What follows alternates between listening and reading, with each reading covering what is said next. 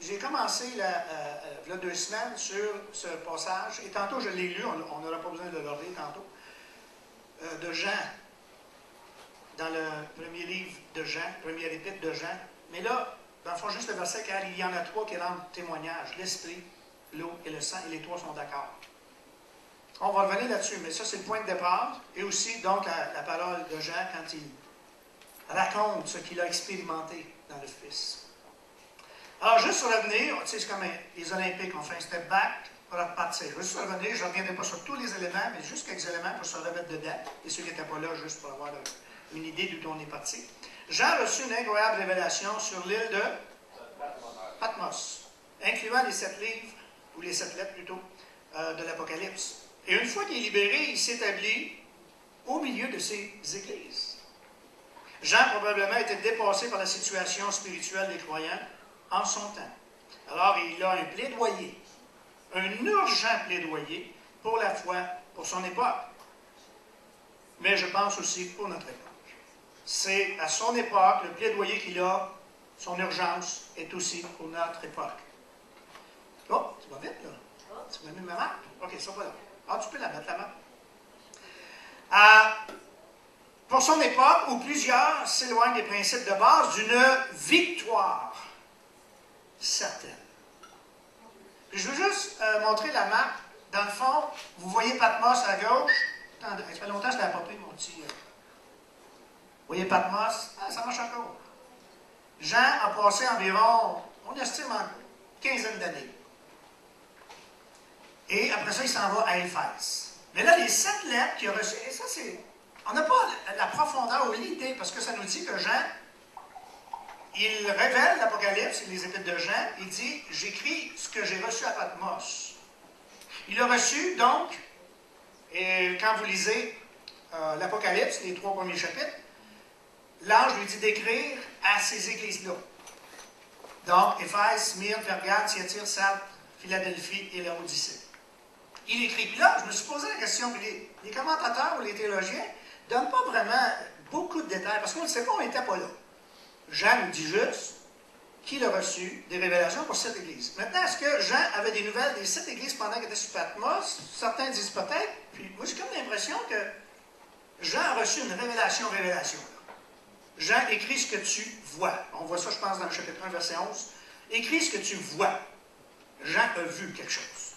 Est-ce qu'il avait connaissance? Bon, ça, il n'y a pas de réponse à ça. Il a vu et il a écrit. Maintenant, une fois qu'il a écrit, après ça, 15-20 ans plus tard, lorsqu'il avait lâché, il s'en va dans la ville d'Éphèse. Qui aujourd'hui, là, juste pour vous situer, c'est où ça, cette idée-là, ou cette contrée-là? Il y a une autre map qui est supposée apparaître. Il y a une autre map qui est supposée apparaître. Il y a une autre map qui est supposée apparaître. Elle est supposée disparaître. C'est ça. Là, il y en a une autre qui va apparaître. Donc, ça, c'est la map aujourd'hui. Donc, Patmos est ici.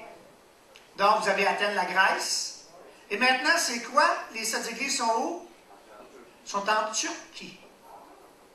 Ça, c'est ici, la région où Jean écrit le 2000 ans.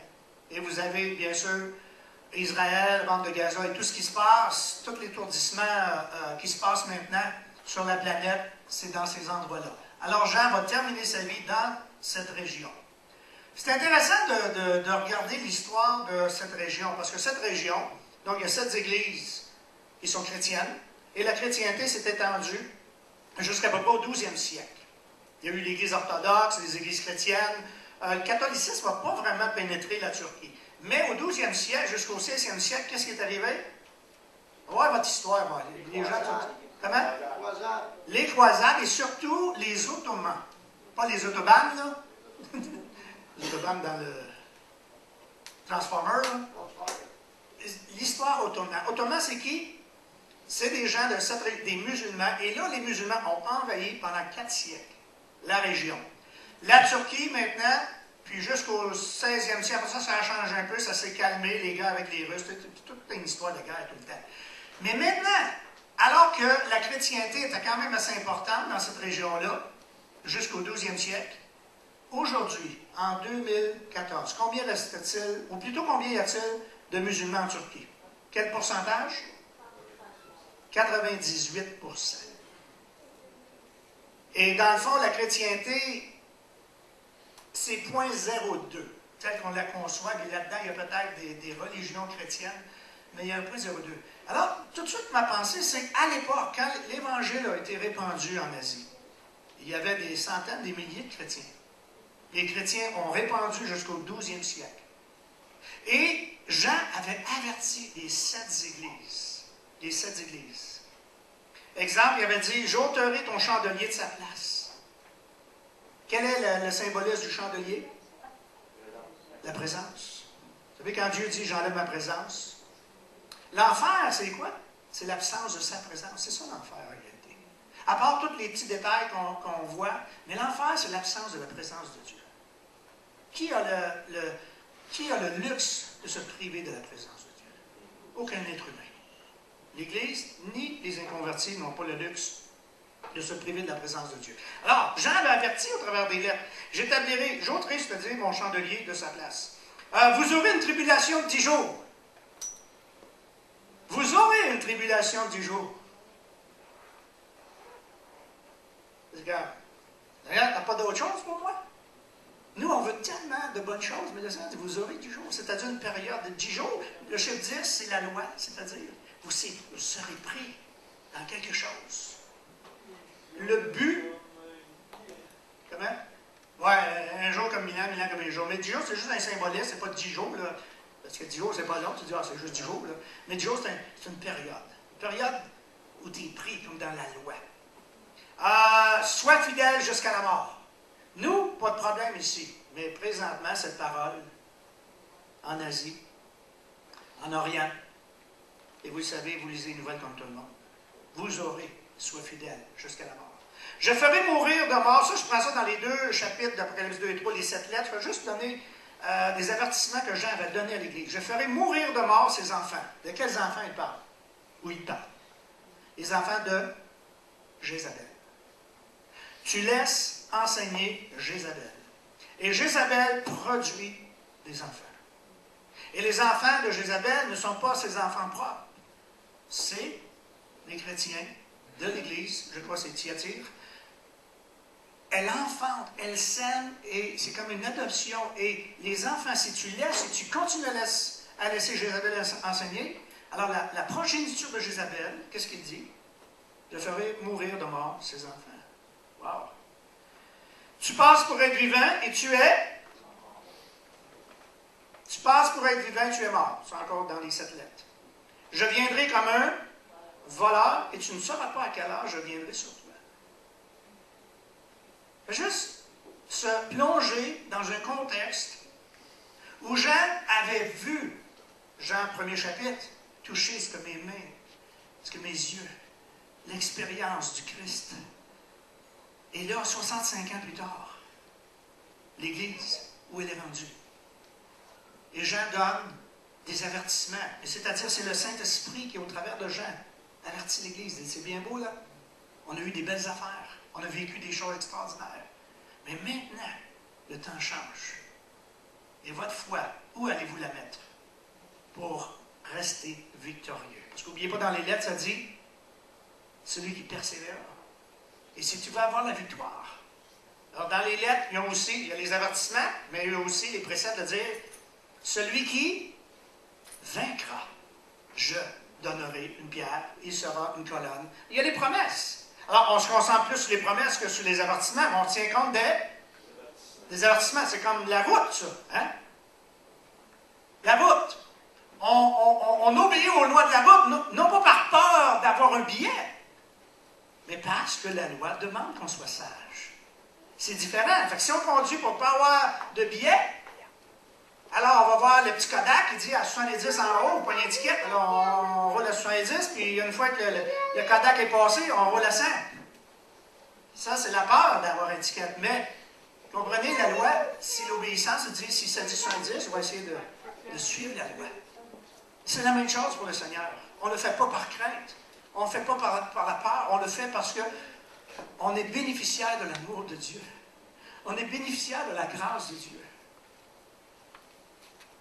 Je viendrai comme un voleur, tu ne sauras pas à quelle heure je viendrai sur toi. Quand je vois cette parole-là, aujourd'hui, vous savez, Il y a... Hubert racontait ça. Tu sais, hier, j'ai été un décès, un mon oncle, qui avait 80 ans. On se dit, à 80 ans, bon, c'est comme dans la norme, c'est comme général. Mais vous savez, la semaine dernière, un petit gars du village, à Saint-Antoine-à-Blair, Franklin, 24 ans, que Joanne a regardé, qu'Hubert a pris probablement au travers de son épaule à un moment donné, que Danny, c'était des amis d'enfance, 24 ans. Comme un voleur. Maintenant, c'est pas Dieu qui lui a enlevé la vie, comprenez, là? Et vous savez que la vie, elle peut nous surprendre comme un voleur. Pour diverses raisons, pour une inattention, pour quoi que ce soit. Mais c'est pas ça, la vie. La vie fait qu'on est et qu'on s'en va d'un point A au point B, avec santé, se rendant jusqu'au bout.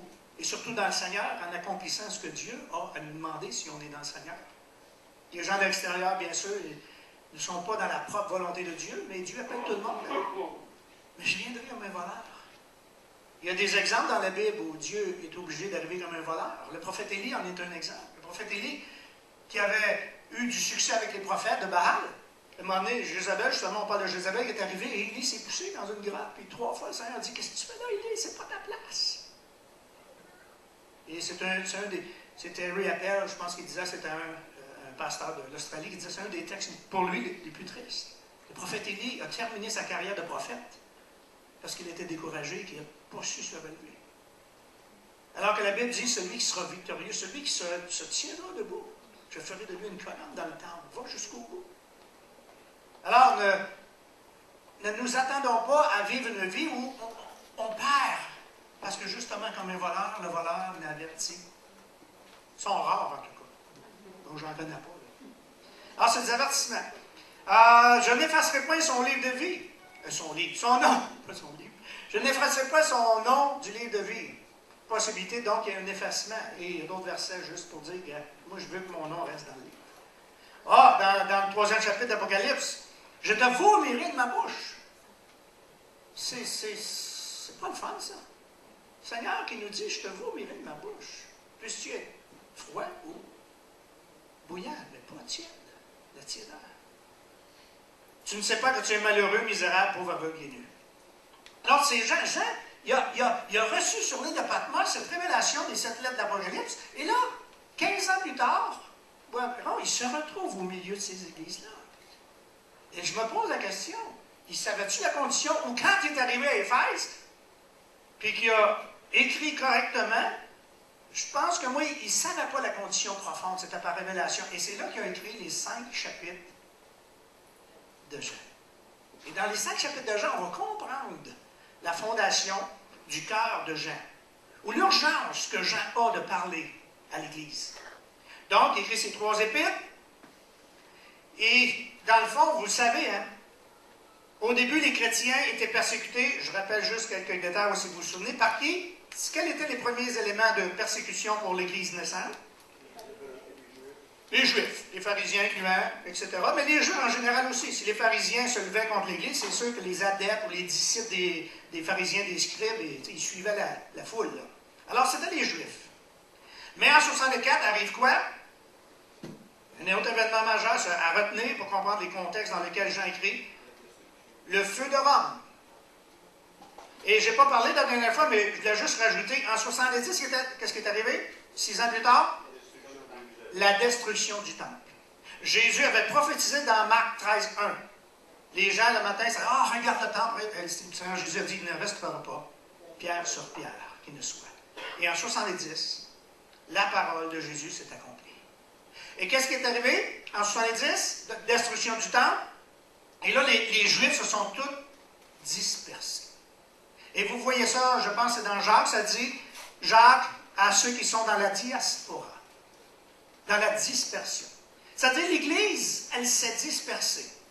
Mais c'était dans la volonté de Dieu. Pourquoi Dieu a permis qu'il y ait une dispersion? Parce qu'il voulait que la parole de Dieu se répande. Hein, l'habitude du croyant, c'est d'être confortable, c'est rester dans ses... On est béni, on reste ici, c'est le fun. Et Dieu dit, non, allez, sortez. Ouais, mais tu sais, les tensions là-bas, ils sont pas fines. Et c'est justement, je les aime assez pour vous envoyer, pour les ramener à moi. Et là, la persécution a permis que les gens s'en allent dans ces régions-là partout. Ils sont partis de Jérusalem et de la Judée, ils se sont répandus jusqu'en Asie et encore plus loin. Alors Jean arrive là, lui. L'apôtre Jean est un témoin, un acteur important dans les premières décennies d'Église. Donc, on voit l'urgence. Et je vois 4 choses, dans le fond, pourquoi Jean a une urgence pour l'Église. Autant pour son époque que pour notre époque aussi, parce que dans le fond, Salomon dit tout est cyclique. C'est tout le temps un commencement. Et lorsque l'habitude s'installe, il faut réagir pour justement ne pas perdre de vue la volonté de Dieu. Alors, 4 choses. OK, on peut enlever celle-là, on va voir les 4.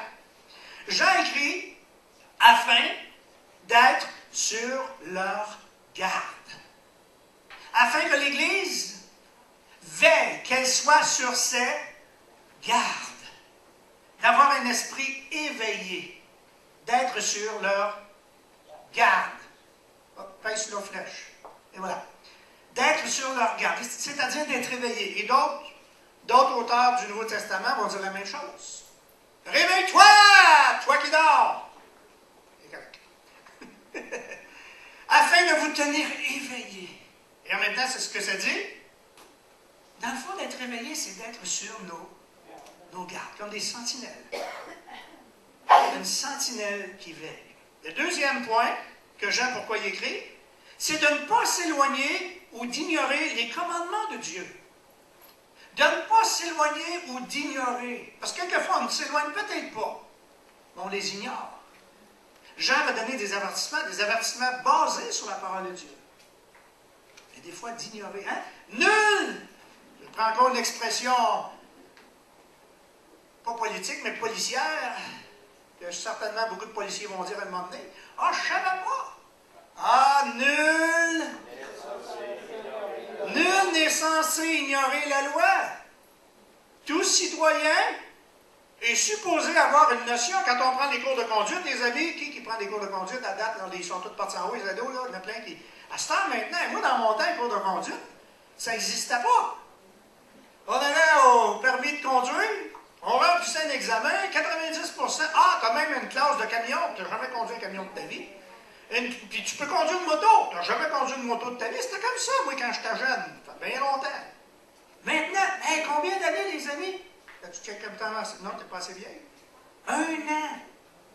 1 an à se préparer.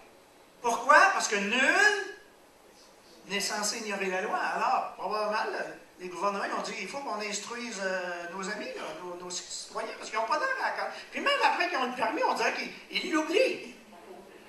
Et là, tu sais, hein, l'excuse, je suis certain que son arrêt de police ici, elle nous dirait ça combien de fois? Ah, je ne savais pas. Ah, je ne l'ai pas vu. J'imagine que ça doit être une excuse pas mal récurrente. Ah, non, il n'y a pas de police. Mais, et des fois, je suis surpris en parlant avec les gens, avec les croyants. OK, un jeune croyant, c'est normal. Mais à un moment donné, il faut se mettre, pas juste les pensées, pas juste les yeux, mais le cœur dans la parole de Dieu. Saisir ce que Dieu veut. Comprendre la loi, les commandements, comprendre comment Dieu fonctionne et lire et s'instruire et poser des questions et s'asseoir et jaser de certaines choses qui peuvent nous aider et dire à un moment donné qu'on n'a pas d'excuses. On n'aura plus d'excuses, mais qu'on se présente devant le Seigneur, je ne savais pas. Tu as marché combien de temps avec moi, mon bien-aimé? Je me souviens pas, bonne chose. On le sait que si on donne une réponse, là, mais avec Dieu, il n'y aura pas d'excuses. C'est comme, je t'ai laissé le temps de me sonder, de me connaître. Alors, connais.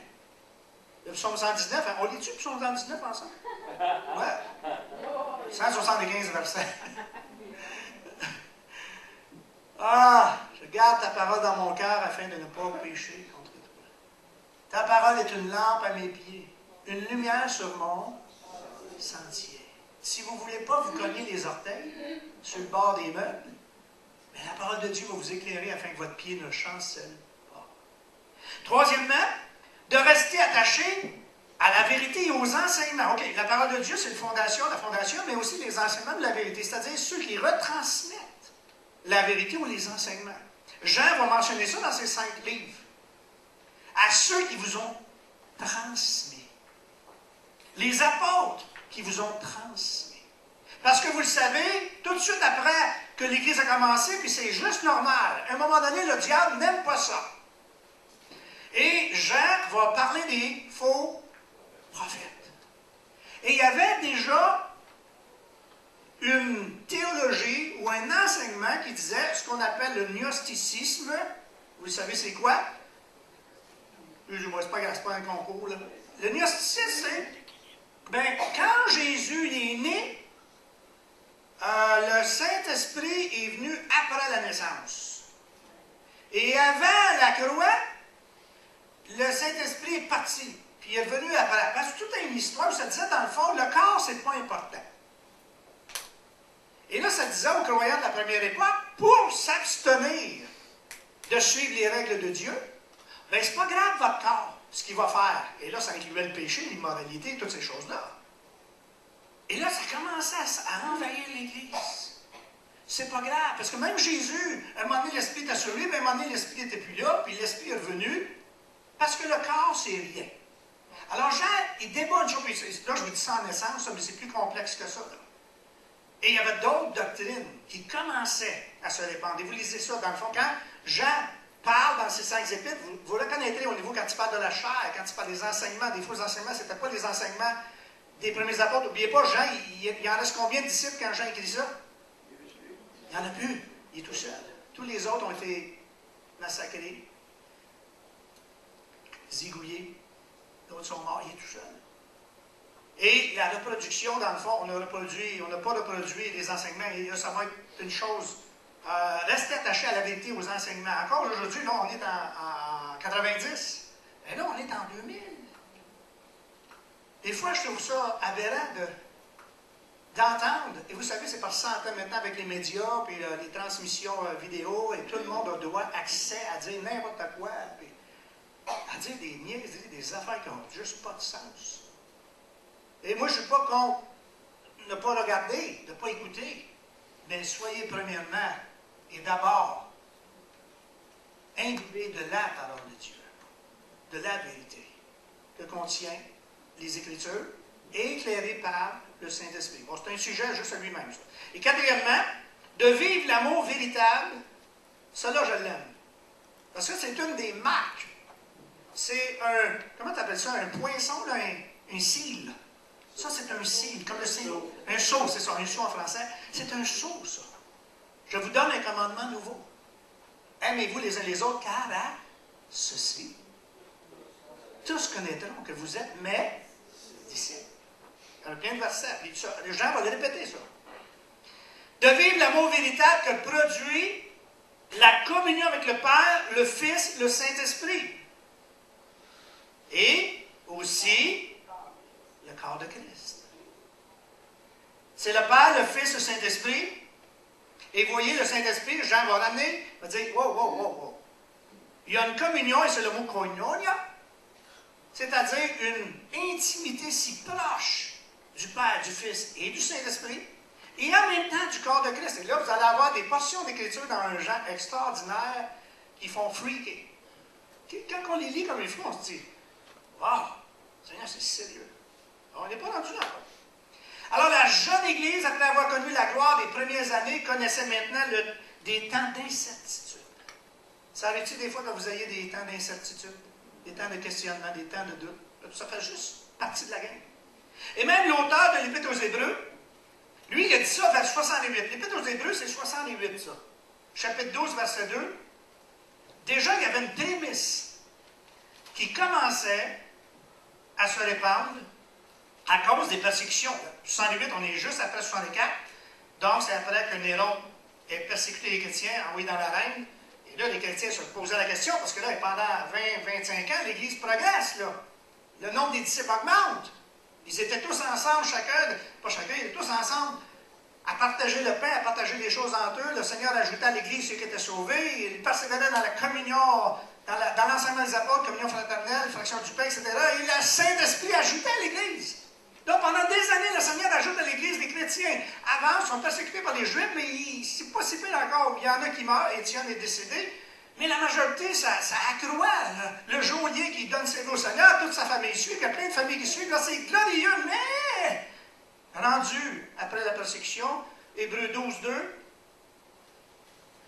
1, nous donc, puisque nous sommes environnés d'une si grande nuée de témoins, rejetons tout fardeau et le péché qui nous enveloppe si facilement et courons avec persévérance dans la carrière qui nous est ouverte, ayant les regards sur Jésus, le chef et le consommateur de la foi, qui, en vue de la joie qui lui était réservée, a souffert la croix, méprisé l'ignominie et s'est assis à droite du trône de Dieu. Considérez en effet celui qui a supporté contre sa personne une telle opposition de la part des pécheurs, afin que vous ne vous lassiez point, l'âme découragée. L'Épître aux Hébreux, même 30 ans avant que j'incline, dit « Hey, lâchez pas! C'est plus les jours glorieux de la première Église, maintenant vous traversez une circonstance qui est incompréhensible, inattendue, incontrôlable, mais je vous dis une chose. Courez! Ça ne dit pas de ralentir, ça ne dit pas de prendre un recul, ça dit courir. La seule place où ça dit prendre un recul, c'est entre un homme et une femme dans le couple. Prenez du temps pour prier et revenir. C'est juste ça, mais le reste du temps, c'est quand? Lâche pas, cours! Cours, pas juste marche, cours! Cours! Dans la carrière qui est ouverte. Une carrière, combien aime ça courir dans les carrières? Tu sais, dans les roches, dans le sable, dans l'eau, c'est ça qu'il est en train de dire, vous courez. Hey, le chef, ayant les regards sur la tempête, ayant les regards sur ce que vous perdez, ayant les regards sur ce que vous n'avez plus. Hein, nous autres, on est spécialistes de regarder ce qu'on a. Plus que qu'est-ce qu'on a. Le verre d'eau, à moitié vide. Puis l'autre dit, le verre d'eau, à moitié plein. Mais le verre d'eau à moitié vide, tu plate, il en manque la moitié. Hey, bénis le Seigneur, t'en donnes moitié, prophète-en. Ayant les regards sur le chef, consommateur, la joie. Ne vous lassiez pas l'âme découragée. Donc Jean était témoin de cette déclaration de Jésus-Christ. Jésus avait dit, je bâtirai mon Église. Est-ce que Jésus a dit, je vais faire une tentative? Ce n'est pas une tentative. C'est je bâtirai mon Église. Et les portes du séjour des morts. Même les portes du séjour des morts, l'enfer n'aura pas de puissance contre elle, ne prévaudra pas. Ça, c'est nous, ça. On n'est pas défensif. On est offensif. Courir dans la carrière. Et les yeux, non pas sur le négatif, mais les yeux sur Jésus, le consommateur, le chef de notre foi. Et aussi, Jésus avait dit que votre cœur ne se trouble pas. Croyez en Dieu, croyez en moi. Il y a plusieurs demeures dans la maison de mon Père. Si ce n'était pas, je vous l'aurais dit. Écoutez, là, il y a juste 144 000 places. On va faire tirer les billets. Regardez, c'est insensé. C'est juste pas normal, ça. Voyons donc, Jésus a dit, je m'en vais. Il y a plusieurs demeures. Et le mot plusieurs, c'est le même mot qu'on va utiliser dans un autre sens. Mettons, plusieurs me diront ces jours, c'est la majorité. C'est-à-dire, il y en a de la place. Il y en a juste bien de la place. Inquiétez-vous pas, vous avez une belle place, une belle demeure.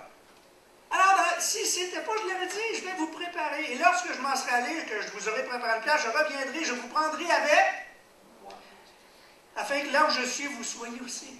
Ça, c'est l'espérance que je disais ce matin. Hey, on a l'espérance d'une place en quelque part dans le ciel. Et Paul va dire, ben écoutez, là, si c'est dans cette vie seulement que nous espérons en Christ, nous sommes malheureux. Il faut se le dire, ça. Si c'est dans ce monde qu'on a notre espérance, si on oublie qu'on a cette place, cette maison dans le ciel, on est malheureux. Ça ne prend pas de temps lorsqu'on se regarde le nombril, je dirais, ou ce qu'on n'a pas, ou les difficultés, ou les souffrances. Mais si on a l'espérance qu'on a dans le cœur, dans l'âme, profondément, de dire, hey, j'ai une demeure, j'ai une maison, puis sais-tu quoi? Tu peux entrer dans cette demeure, tu peux venir dans cette maison, tu as la possibilité. Au lieu d'être des gens qui ne savent pas ce que c'est dire aux gens, mais dites-leur, il y a une place dans le ciel pour toi, il y a une place dans la maison du Père. Jésus-Christ a donné son sang, sa vie. Puis il a dit, je m'en vais, je vais revenir. Et il y a plein de... Hébreux 11, 13 et 1 Pierre 2, 11, ça dit, ne savez-vous pas que vous êtes des étrangers, des voyageurs sur cette terre? Vous êtes de passage, c'est pas grand-chose. 60, 70 ou 80, puis malheureusement, ceux qui partent avant ça. Mais on n'a juste une place temporaire ici. Où est notre place à nous? Dans le ciel, dans la maison du Père. Et c'est là que Dieu veut nous emmener. Vous savez, j'ai l'impression que trop de disciples, trop de croyants, même les serviteurs de Dieu, peut-être même des ministères, ont une vision trop terrestre du salut. Ça n'a pas de bon sens. On projette une vision terrestre. Que ce soit la prospérité ou une santé à l'extrême. Oui, Dieu peut nous rendre prospères. Oui, Dieu peut nous donner la santé. Mais la réalité, c'est que Jean, les Hébreux et l'histoire du christianisme nous montrent qu'il y a des jours de soleil et qu'il y a des jours de pluie. Et la parole de Dieu nous appelle à mettre les yeux où? Qu'est-ce que dit Hébreu? Les regards sur Jésus. Les regards sur le Fils de Dieu. Et ce n'est pas tout. Même Colossiens 3:1. Puisque vous êtes ressuscités, cherchez les choses où? D'en haut. Celles qui sont dans le ciel. Vous savez,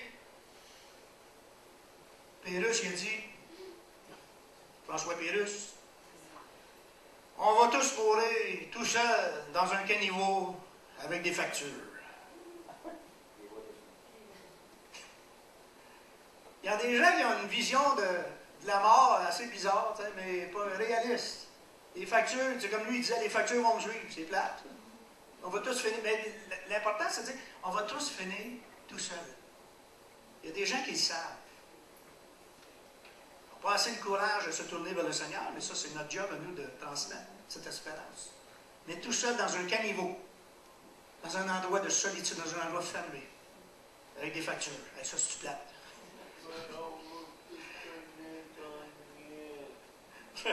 Mais Paul va nous donner une meilleure promesse, lui. Quand cela arrivera, ce qui doit mourir recevra la vie qui ne finit pas. Et ce qui doit mourir recevra la vie qui dure toujours. Donc, tout se passera comme les livres saints le disent. Oh boy, le disent. J'ai dit ça d'une autre manière. Hein? Là, c'est une autre traduction. Dans le fond, vous connaissez la traduction ordinaire, là? Quand Paul il parle de la mort dans 1 Corinthiens 15, parce qu'il y en a qui doutaient un peu, ils disent, voyons, qu'est-ce qui va arriver? Là, ceux qui sont morts avant nous autres, ceux qui sont morts. Puis là, Paul, il dit, hey, écoutez donc, là. De toute façon, tout se passera comme les livres saints le disent. Ah, j'aime bien ça, oui. Une victoire totale a fait disparaître la mort. Je pense que vous n'avez pas compris ce que je viens de dire. Une victoire totale a fait disparaître la mort. Et maintenant, ô mort, où est ta victoire? Ô mort, où est ton arme? Envoyez les deux autres. On va qu'on va avoir le temps juste de rester là. C'est bizarre qu'on arrive là, puis il reste quelques secondes. Mais comme j'ai mentionné tantôt, et on a eu aussi la nouvelle en Abitibi, qu'un jeune qu'on a connu tout jeune, puis je veux, sans donner tous les détails de ce qui se passe avec cette famille-là, ont déjà perdu un fils en bas âge, et un deuxième fils vient de s'enlever la vie, trentaine d'années, un jeune de 24 ans qui, lui, n'était pas dans l'Église, mais les deux autres étaient dans l'Église. Même dans l'Église, on fait face à des situations. Et quand je regarde les promesses de Dieu, Paul qui nous dit, oh mort, où est ta victoire? Peut-être que quand on traverse ces vallées de pleurs, de baccarat, on se dit, ben voyons, qu'est-ce qui se passe? Mais la Bible nous dit une chose intéressante, ça dit, gardez les yeux sur Jésus. Si vous regardez ailleurs, Paul dit, c'est dans ce monde que vous êtes plus malheureux que tout le monde. Et l'Église n'est pas appelée à être malheureux, elle est appelée à être dans un état de tristesse lorsque les circonstances arrivent, mais une fois comme David, quand le fils est décédé, c'est sûr que David, le sac et la cendre, mais une fois que tout était terminé, David a remis ses habits et a continué à louer son Dieu. Mais ça, c'est important que l'Église réalise. Et Jean va adresser cette victoire au travers de ses épîtres. Ils sont profonds, c'est incroyable.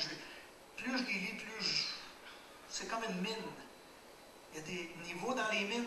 Je pense que je suis rendu au niveau 1, puis il y a des mines qui ont 30 niveaux. Et ça prend des années à découvrir. Mais Jean va laisser transpercer quelque chose d'extraordinaire alors que lui est au milieu des 7 églises, qu'il voit l'Église, qu'il se dit, wow, un instant, Église, là, on a un problème. Celui qui vaincra n'aura pas à souffrir de la seconde mort. Dans une des lettres.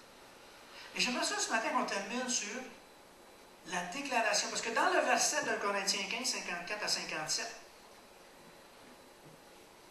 Paul dit, ô mort, où est ta victoire? Ô mort, où est ton arme? La mort, c'est une arme. La mort, c'est la conséquence du péché d'Adam et Ève. Mais Christ, le second Adam, est venu défaire cette sentence de mort. Maintenant, ce n'est pas la question physique, c'est la question spirituelle. C'est la vie qui coule au travers de Jésus. L'arme de la mort, c'est le péché. Et la loi rend le péché plus puissant. Mais rendons grâce. Remercions Dieu qui nous donne la... Alors, vous êtes trop timide, là. Ça n'a pas de sens. Le diable nous regarde et dit, ben, vous n'êtes pas fort. Mais si je dis au diable, hey! Ô mort, où est ta victoire? Ô mort, où est ton âme? La Bible me dit, rends grâce. Rends grâce, et bien sûr, de son cœur, de sa bouche, mais rends grâce, c'est tout le corps qui rend grâce. C'est remercions Dieu qui nous donne la victoire par son Fils Jésus. Amen. Il est temps que l'Église se lève et déclare puissamment devant le trône des majestés surnaturelles, spirituelles, ténébreuses, et ô mort, ô attaque, ô péché, elle est où ta victoire? Jésus-Christ a déterminé à la croix qu'on a la victoire déjà, qu'on ne l'aura pas juste dans l'éternité. Mais cette victoire est dans un cortège de gloire qui, déjà depuis la résurrection, marche vers son apogée, son apothéose, marche vers la victoire des nations, la victoire de Christ sur les puissances des ténèbres. Et l'Église se lève et est un témoin de la vie en Jésus-Christ pour éviter que des âmes innocentes, pour éviter que nos bien-aimés, que les proches, si l'Église comprenait tout ce que Jean a écrit dans les 5 épîtres, l'Église serait plus forte, plus glorieuse. Et les gens du dehors regardaient et disaient, all right, I want it, I want it, I want it.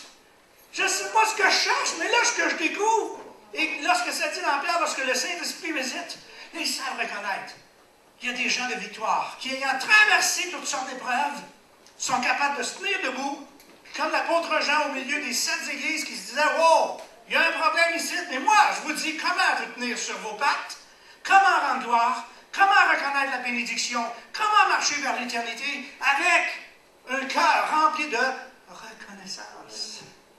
Est-ce qu'on est capable de se tenir sur nos 2 pieds ce matin et de déclarer, comme une chorale, comme un son de trompette? Ok, oui. Amen. Ô mort, où est ta victoire? Ô mort, où est ton âme? Ô mort, où est ta victoire? Ô mort, où est ton âme? Alléluia. Si jamais vous avez crié dans l'Église, c'est le temps. Alléluia. Ô mort, où est ta victoire?